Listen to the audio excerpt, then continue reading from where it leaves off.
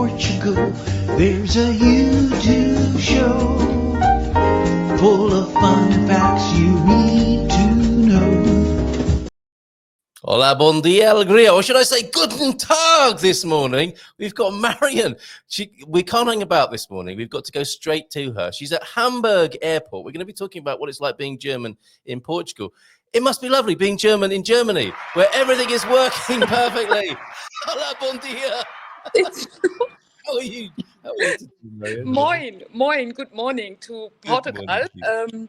In Hamburg, we say moin. And moin, it is M-O-I-N. It's very sweet. And the airport is sweet. And the best thing this morning is going back home to Portugal.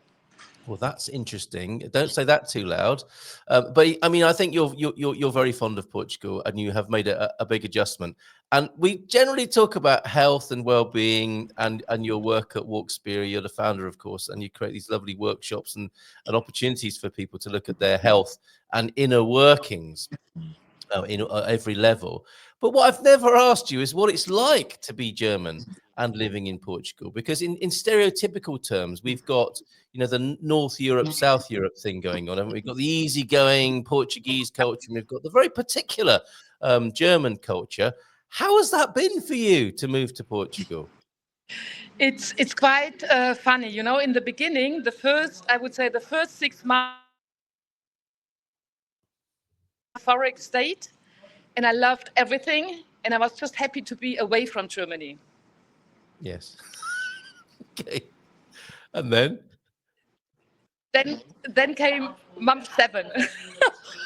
And then I felt like, oh my God, this language is really hard for me to learn, you know, and I learned many languages. It is my 5th foreign language, and I really struggled with that. And then there were people telling me, oh, you know, it's your age, maybe, your brain is not able to take in another language, maybe not. But I struggled with the language, and I knew I have to learn the language because, you know, I'm open and I want to interact with the people. So I said, I want to do it. And interestingly, I signed up for my next course now, starting tonight in Caldas Zara India. So language, I struggled, but now it's good. And then I had things with the culture. You know, the biggest difference to the Germans is the planning and deciding and also even implement what you have planned, you know? Oh, yes, of course. That's how I was raised. And even I lived in China, as you know, many years. And even the Chinese, you know, they said, okay, let's go for this. And they may go a little bit to the left or to the right, but they still have their target and their vision in mind. And this is sometimes, I think, with the Portuguese, so what are you dreaming of? You know, what is your vision? Where do you want to be in 3 years? Yeah, amazing. And that's what I'm really, sometimes I still ask them, and then they feel a little bit, you know, I don't know, and what are you talking about? You know, things like that. So it's a big there's difference. not even a context for it, let alone a discussion around it. And we'll come to this. I think this is psychological analysis of the two nations and their psychology. But so what you've adjusted to the language by raising your game.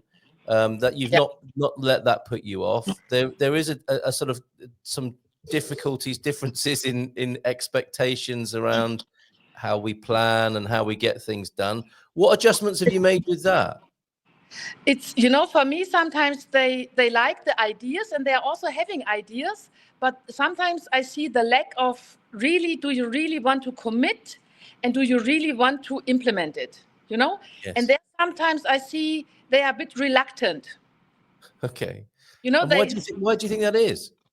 I don't know. I think it is part of their DNA, definitely, the way they are socialized and everything, but also maybe the business culture.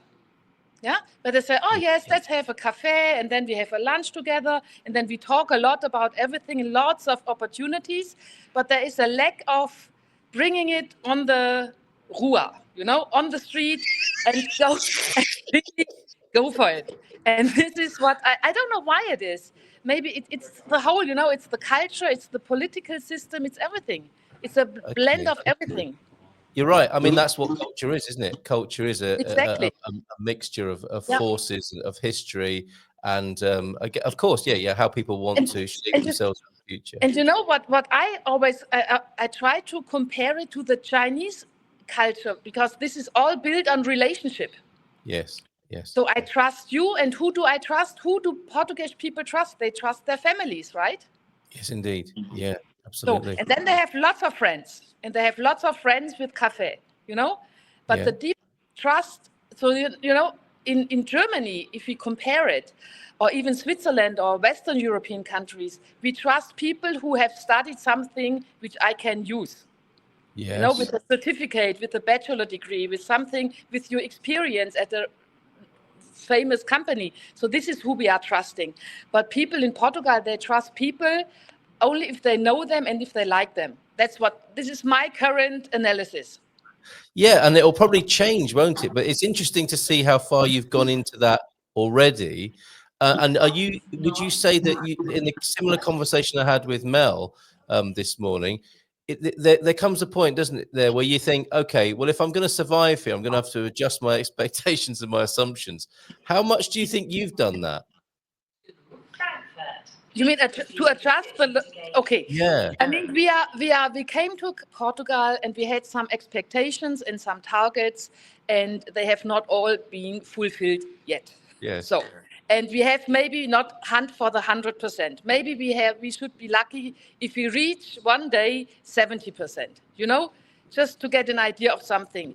And I was telling last year to my friends in Germany, in June is my birthday, and there will be at least one Portuguese girlfriend on the table with me, or by the table, you know, and having and celebrating my birthday. And I have birthday in 2 weeks, and there's no Portuguese girlfriend has qualified yet to be by the table, you know. And this is also hard for me, because everybody says I come, and of course they don't come. So I try not to take it personal. But it is really, they do business, but it's reluctant. You know what I mean? Interesting. Okay. Well, there's also a vacancy. I mean, yes. So that the openings, it's open. You can apply. Apply online. Marion is looking for a local girlfriend.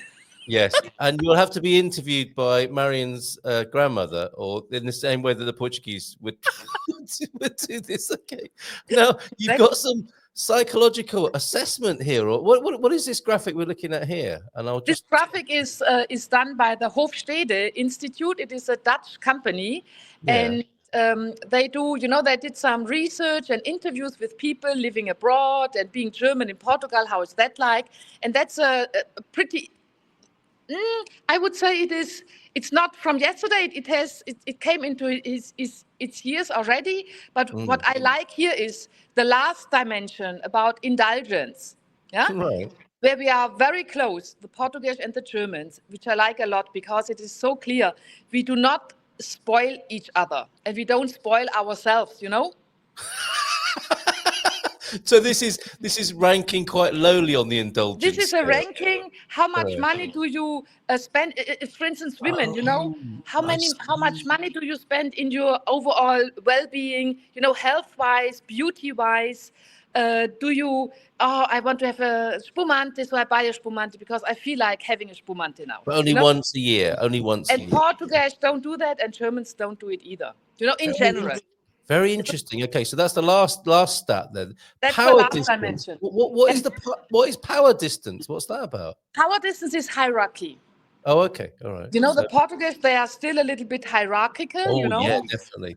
I don't have to explain to anyone. We know that. And the Germans are.